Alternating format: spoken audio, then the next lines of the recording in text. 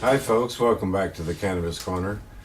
Coming up in a couple of weeks, we're going to mark the third anniversary for the beginning of the Cannabis Corner.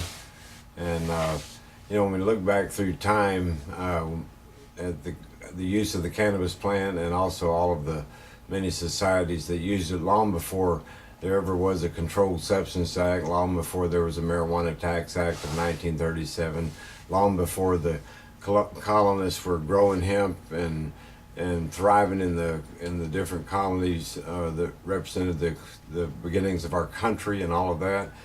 Thousands and thousands of years ago, there were groups of people and cultures that were using this plant not only as a textile but also to smoke and for religious purposes and for medicinal purposes. So it's had a long herbal history, and that's really where we've got to look at the beginnings of this plant, because that is how these first cultures perceived it, as an herb, not only as a medicinal herb, but also one that was a social herb also, and not to mention the many plants. And of course science, as we got a better understanding of science in the later years, we understood exactly how many different products and things that we could make from this plant. And we go through this entire period in our history of thousands of years where there's this reverence for this plant, the true appreciation of why it truly was here and what its purpose is, and the many uses of it, and the fact that the flower tops, when you smoke them, that it made you feel good, that you got high, or of course they didn't have those terms back then, but they did experience a euphoria. And this wasn't perceived as something as evil. This was perceived as something as very wonderful, because that's what the idea of smoking the cannabis plants is all about, is to make you feel good. It's not to make you feel bad, it's to make you feel good. And of all the people around the world today that use cannabis, that use it, they use it for pleasure. They don't use it for some evil sort of perpetration like the government does, and all of the things that they've invented to chase after not only the cannabis but the cannabis users and all the people that are involved in any way and aspect of it. And this had its early beginnings in our country, back in the early 30s, when these crooked businessmen and pretty much crooked congressmen and crooked senators got together and devised a plan that satisfied a lot of elements. There were business angles that people that owned timber industry, of course, they were threatened by hemp because it was cheaper to produce. We all know that. These lots of different facts. There was a lot of propaganda that was put out, with the racism and the comments about the Mexican people who were picking all the crops down in the in the southwestern part of the United States, in California and whatnot. There were very many avenues which were pursued not only by the government but also these private greedy evildoers that really got the ball rolling, and they brought about this complete idea that this substance act should be brought about, and it was just not even a decade later that all of a sudden we have the hemp for victory, when we couldn't get Japanese hemp from the Philippines because the Japs had taken over.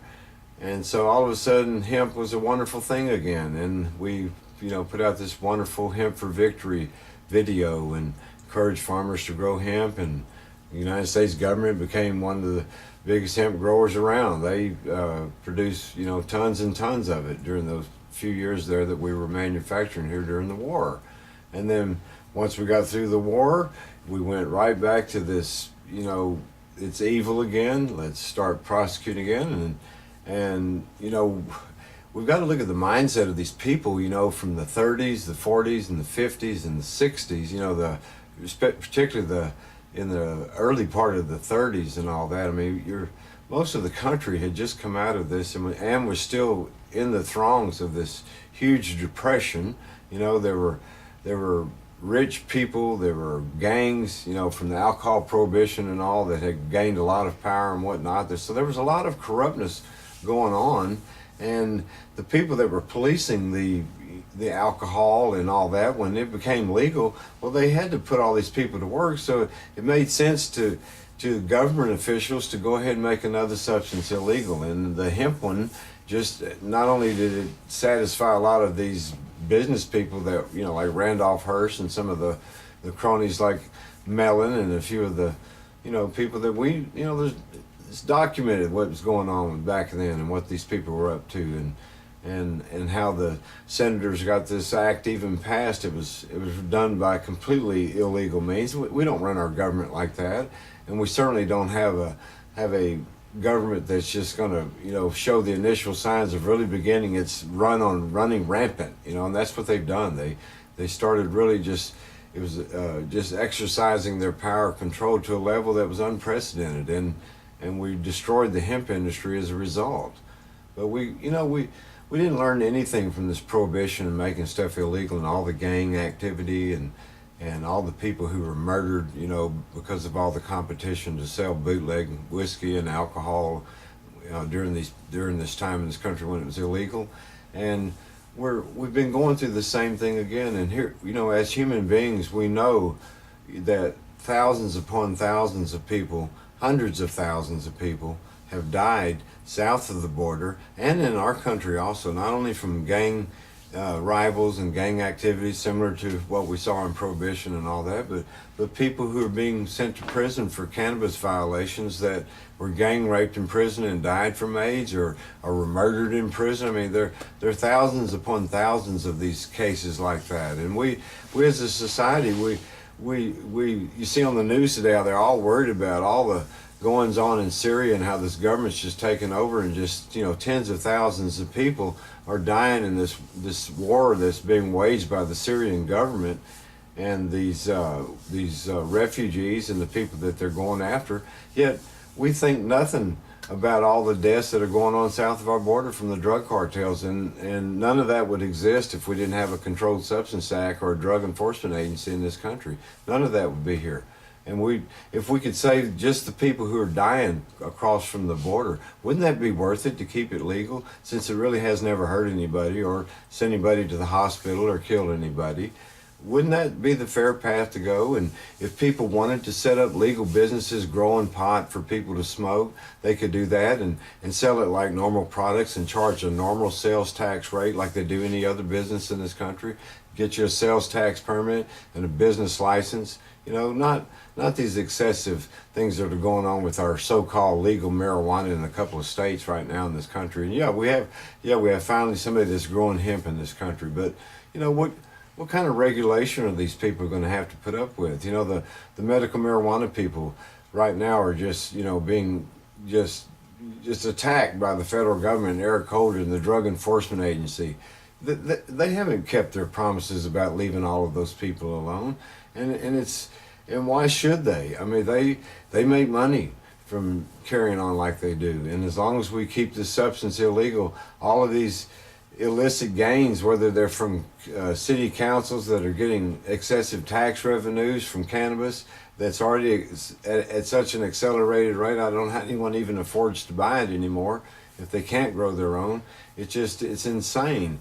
And yet we look back through history and we shunned all these things in the past about all the people that were dying during Prohibition and all the gang activity and all the corruptness and how if we made that industry legal, how it would put all these people to work and how much tax revenue the government could raise and all that. And yet we have this same modern day dilemma with cannabis, and we just, for some reason, even though this substance has never killed anybody and really is proven to be quite safe, we can't seem to get this thing just outright legal. I'm not talking about where you buy a medical marijuana card to go get a doctor. I'm talking about have it legal. And if people want to have businesses that they engage in selling products that come from this plant, that should be their right. Or if they just want to grow for their own, that should be their right. There shouldn't be any regulation. It shouldn't be any kind of excessive taxation and with people who want to run these businesses and all that, just because we can seize on an opportunity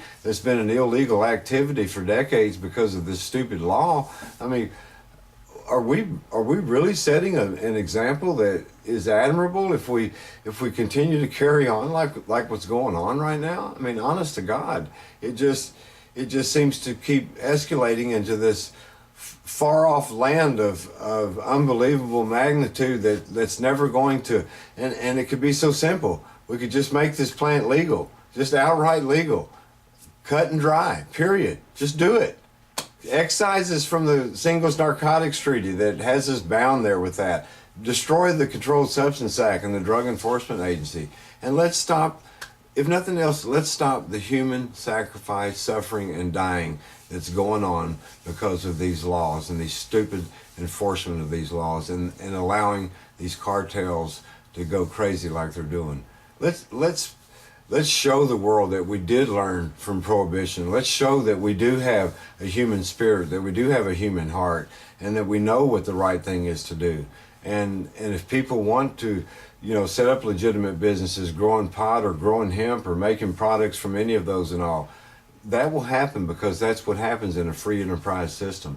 But when we go into this, like with all the regulation and control, and basically it's really more than what we were seeing after the Controlled Substance Act was passed in the 70s. I mean, my God, we've never seen the extent of what's going on at the border or the way law enforcement has become this drug police out there and all that. We never saw that to that extent back then. And it just seemed like each decade, every presidency, each time we go through a different change, somebody else wants to just, get harsher and harsher and harsher. And yet we don't have any of the statistics to show that this needs to have this level of harshness. And we've had many studies done to show that it shouldn't be illegal, but we never get there. And I just think it's sad. I think that we're way smarter people than that. We're way smarter than the people that came about in the 30s. We're way smarter than these people today that want to, keep this iron-fisted control over this plant. That they have not one right whatsoever to tell any of us whether we can or cannot use it. Let's please, folks, let's somehow, how do we wake up America? How do we get people to understand that we are just spinning our wheels, and we have been since day one with this issue? Let's just free this plant. Let's make it free. Let's bring about what it can bring about. And it can happen that simple. And I thank all of y'all for the last 3 years, that all of the subscribers, all the people who have been viewing our videos and whatnot. We really do appreciate it. We are honest in our cause. We want to see this plant legal. We've been fighting now, I've personally been fighting now for over 40 years for that to happen. And I think strongly that everybody out there really needs to just step to the plate and say, look, it's time. We're going to make this plant legal, and we're not going to have any kind of regulations or anything like that, and let the regular strolls of business take place, and that's what will happen. And I thank you for joining the Cannabis Corner.